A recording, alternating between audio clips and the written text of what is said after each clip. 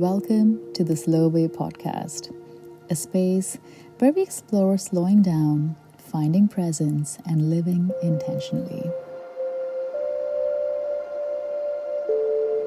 I'm Shruti, a holistic life coach and a yoga instructor, and my purpose is to help you clear out blocks that are keeping you from showing up as your best possible self. Together, we will learn to hold space for each other as we navigate through life and explore the depths of what it means to be human.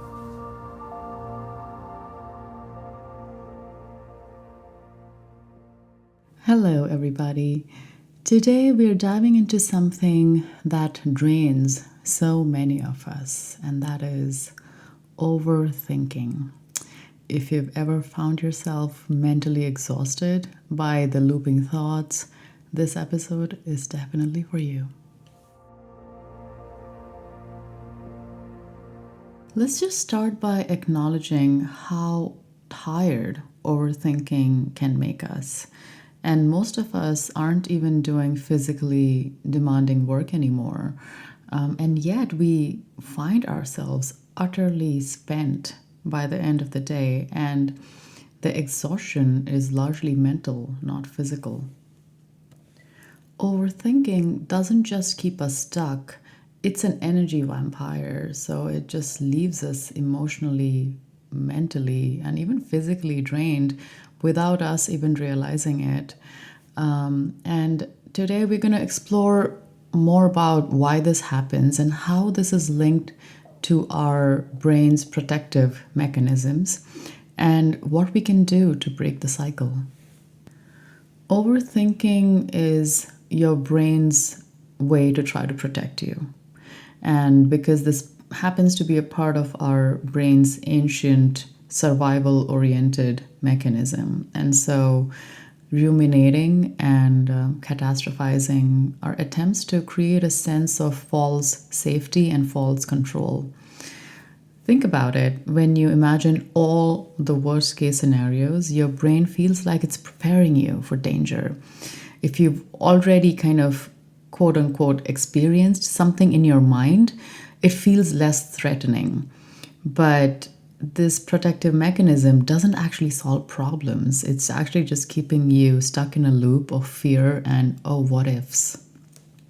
So ruminating might feel like it's helping, but it's really not, because you're just stuck in it, and it's your brain's way of trying to keep you from perceived threats. And this can be especially frustrating because while your logical brain knows that you're overthinking, your limbic brain keeps pulling you back into that loop. So now the first step would be to recognize. And that's huge, right? Most of us don't even recognize that we're stuck in this overthinking loop. So the first step then would be to recognize that, yes, I am overthinking. And it is important in that moment to label it like that and not associate yourself with that looping energy, and then gently start taking inventory of your thoughts by asking yourself simple questions like, what am I thinking about right now?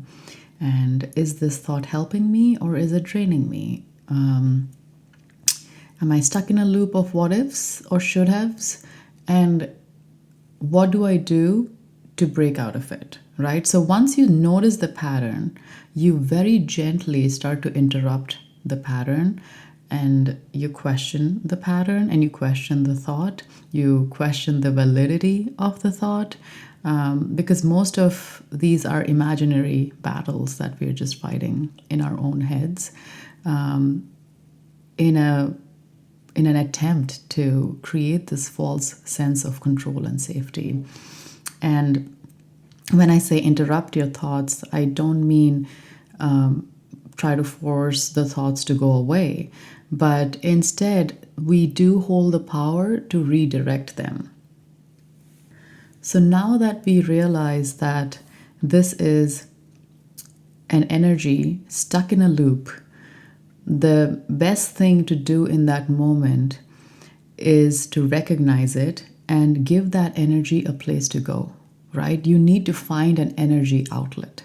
So this is crucial because you just cannot tell yourself rather to stop thinking, right? It's easier said than done. So it doesn't work like that. But when you try to redirect it, you're trying to put that energy into something productive and grounding. And for me personally, I feel like we all are creatives, we all are artists in some form or the other. You might not even be in a profession that is extremely creative or artistically oriented, but that does not mean that you're not an artist. I feel each one of us does hold that seed of creator in us. And try to explore that. Anything that brings you back into your body. It could be gardening, it could be cooking, knitting, or even organizing. Anything that brings you into the present moment and out of your head. And that is what the goal in that moment has to be, that you have to get up and do something. It could be exercising, go for a run, practice yoga, or even just dance around in your living room. I think I do that a lot.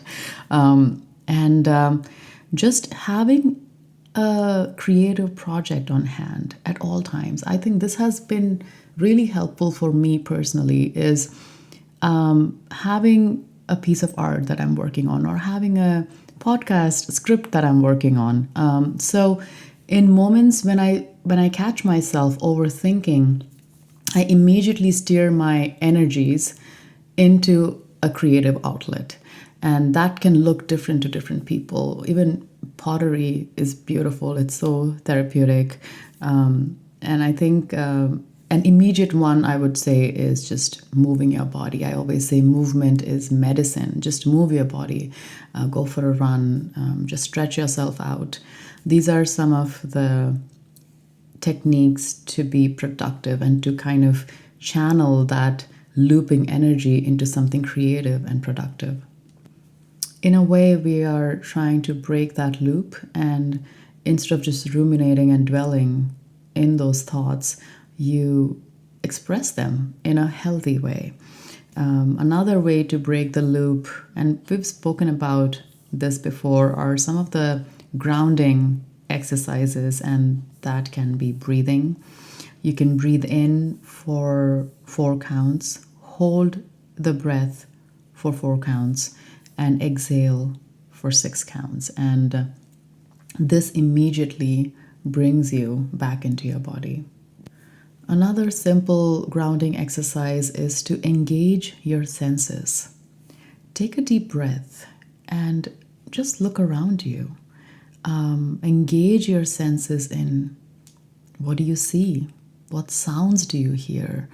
What smells do you feel? And what taste do you feel right now? So really just fine tuning into the present moment by just engaging your senses and making them extremely hyperactive. You can also do body scanning. Body scanning is great. You can look it up. There are so many YouTube videos about how to do it. That is again a great way to bring all your attention and senses back into your body. My personal favorite has always been journaling, just writing your thoughts down, and just getting it out of your head, get it on a piece of paper.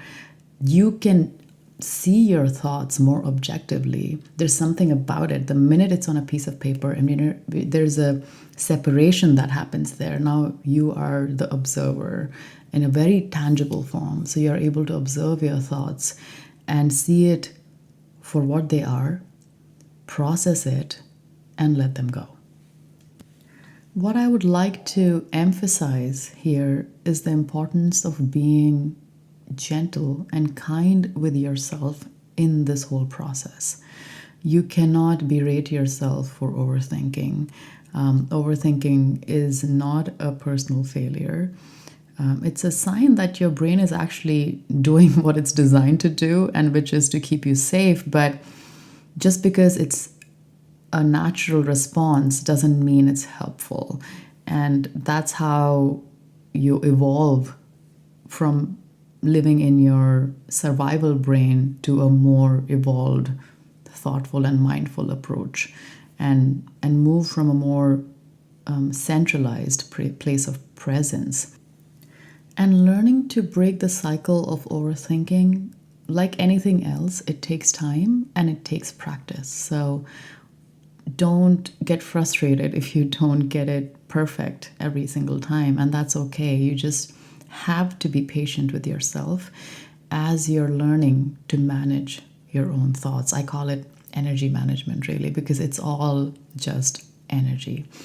And but the win here is that you've started to recognize, and that's the first step, is to actually recognize that, oh, I am actually overthinking this, or because many of us are oblivious to it. So if you have reached a stage where you are able to observe your thoughts and label them, congratulations, because that is the first step towards healing.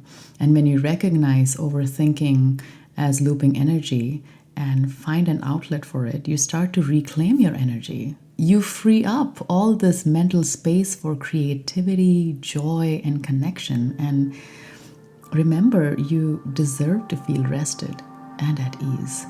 So the next time you catch yourself spiraling in overthinking thoughts, pause, take a breath, and redirect your energy.